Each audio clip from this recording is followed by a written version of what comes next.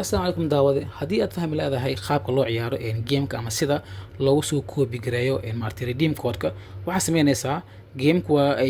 أي بدين جيم على الجيم كادي أجي عشان دور إنتان جيم أنا يتصال هذا وحن كبلاوي جيم كان أو خلينا infected frontier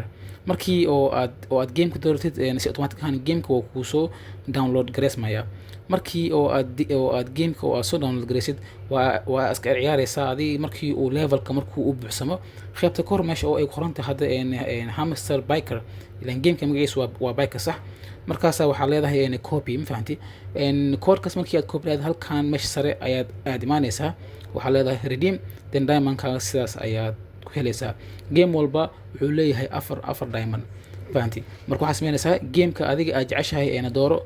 markii aad ciyaartid maartii oo aad dooratid then kadib ugu dambeyntii markii aad ciyaartid macnaha adiga daqiiqada yar ayuu qaadanayaa